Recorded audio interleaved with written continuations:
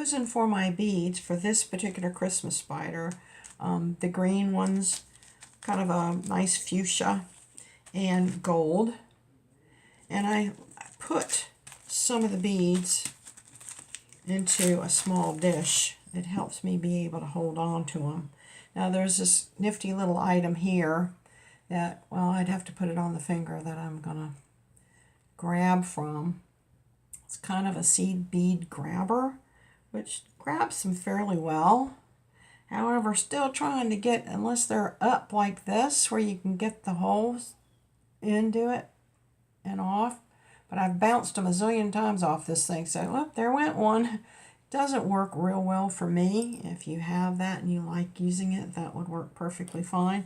But what I prefer to do when I start, here are my front legs, so it's going to require 4 bugle beads. So I start with the set of 3, which is going to be either purple, green, purple, or we'll try what purple, green, purple looks like. Purple, green, purple. That gives this bead a little bit, the spider a little bit more of a purple look. So that way you get your small beads up at the top where it's going to butt up against the... You could start with a bugle bead, but I don't. So I start with that set of 3, then a bugle bead. So you can continue your pattern, or you can alternate this next set of 3 of the small delicate beads to now be green, purple, green, if you wanted to kind of give the the spider a little bit more equal color. Let's see what that looks like. So I stab a green one here. Push it up, hang on to it. Stab a purple one, push it up, hang on to it. Stab a green one. Pink. I just find I can bead the legs quicker this way than using that little seed bead thing. So now there's a set of 3, bugle bead 3. You can see the colors. I did alternate the colors that time. Instead of purple, green, purple, this time I put on green, purple, green.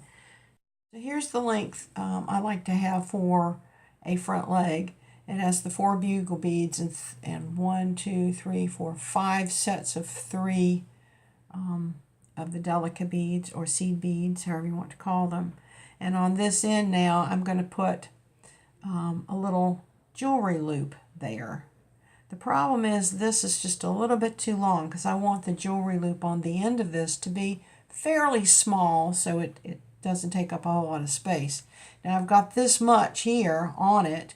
I really only want my leg end that I'm going to curl over and create the loop to be about 3/8 of an inch long. So that means I've got this much to cut off, and you have to be very careful, especially around children.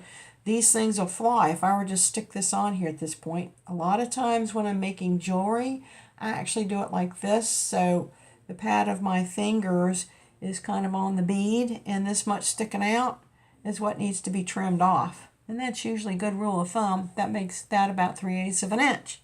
So I generally get a trash can and I clip down inside of the trash can so that little extra piece of wire will go there instead of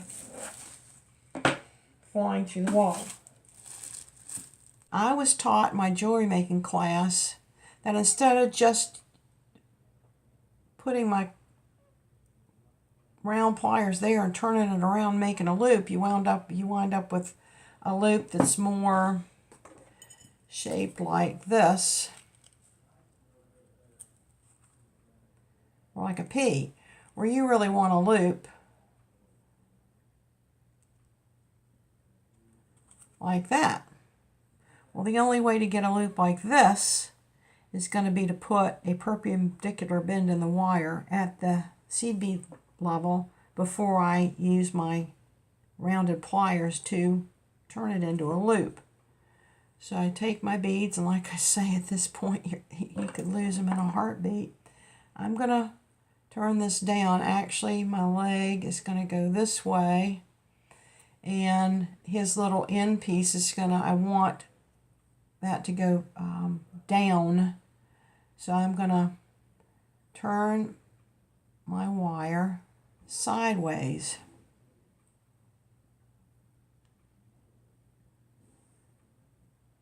So now when I create my loop, if you turn your hand upside down and you grab that little end right there and you turn it around in these rounded pliers, it creates the loop for you.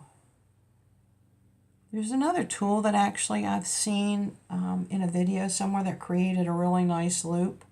But now you're just going to see I almost kind of have a hook, and I'm just going to close that up to make it a rounded loop. But again, I'm using these rounded pliers. I'm going to bend a little bit more back that way, and you just play with it until you wind up with a nice jewelry loop on the end of the leg. And that holds all those beads on. So now I'm ready to bead this side. By the time I get all 4 legs done, we'll assemble our spider. Now I'm ready to assemble my spider. I have the 3 sets of legs. Remember the short pair has the 4 bugle beads with the 3 delicate beads or seed beads in between each. And the other 3 pair of legs have 5 bugle beads each with 3 of the delicas in between each. And here's my head pin I'm going to use instead of making my own. I told you earlier we were going to put a bead on the end. I'm just going to stab it here in the dish. Helps me get them on there. This is sort of an in-between size bead. This hole is small enough, it's not going to go, the head pin's not going to go through it, because without the head pin, without that bead, this head pin would go right through this because it has a larger hole. I don't know if you can see that. It's a rather large hole. So sometimes you need to fill the gap. And then since that's the head piece, the next piece I'm going to put on are the smaller set of legs, and then each of the other legs in turn. And since all 3 of these are the same size, it really doesn't make any difference which one goes on first, second, last. I like to get them lined up though, especially these ones in the front. I'll make sure I get those nicely aligned and try and squish these loops together. That loop looks like it's a little, yeah. So if you can squish them together, the legs are kind of splay out, and when the spider's assembled, they'll kind of go every which way. That's why I end up hot gluing between here and the body beads. And now I put the body bead on. It has a rather large hole also. Really doesn't make any difference right here because that's going to get hot glued anyway, legs to the bead as well. And then to finish his end, since the Christmas spiders I've generally made in the whites and the gold and the silvers, I put a little sequin bead on the end of there, and another small, not quite a seed bead, a little bit larger, but that's it's going to make a nice end here. To form the end here, I'm just going to flip this at a 90-degree angle with that, and that bead is already going to want to start to pop off of there. But from here now, I've got to decide how long I want, or how big that loop's going to be will determine how long I cut this. And it is difficult to cut this wire. It's a heavier gauge than the 22 wire you use for the legs. So I'll turn the video off while I trim this because it does kind of take a lot of effort. I'll be right back with you. Now I'm ready to use the round pliers again to grab the end of that seed bead wire and turn it around on itself to form a loop. And my loop's not quite complete. I need to close that hole. So you can manipulate it a little more until you get a nice loop on the end rather than just a rounded wire.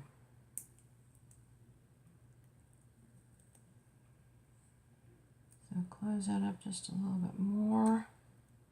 We don't want the wire coming off. And you form a nice little loop to put your wires through. And you notice I Hey, wee-haw! The beads just spin. So my next step is going to be to put a little hot glue in between here and then straighten my legs out on the bottom and form the rest of this. Kind of bend his legs enough so he looks a little spidery. Be back with you when I get the hot glue ready. I have my spider in position. I've got my legs lined up nicely.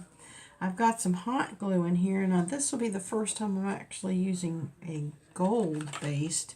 I've been using a plain one. This one has a little bit of gold tint to it, which I kind of like. So I'm going to go in here and put a little hot glue all the way around that set of legs. Glue them to each other and to the head and body bead.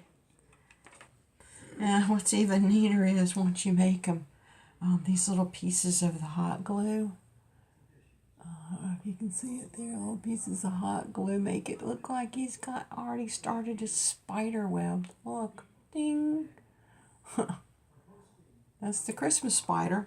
So I'm going to let that set really well, and then I'm going to bend the legs these forward and make a nice spider after this sets really good. So I'll be right back.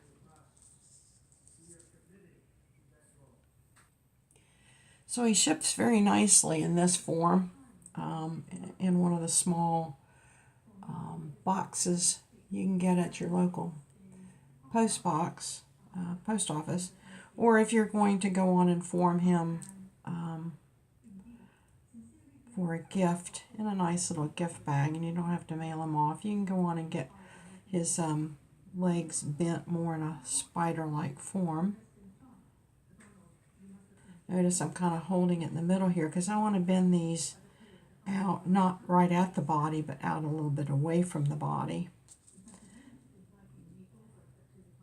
That makes it a little less prone to breakage at that point. Like I say, these are just wires and beads, so you do need to be careful with them. And then just position them the way you want to. Make a nice little spider, which you can sit somewhere, or you can put your cord through here and hang him from the cord. There's the Christmas spider, the GrandMomise way. Love y'all. Bye.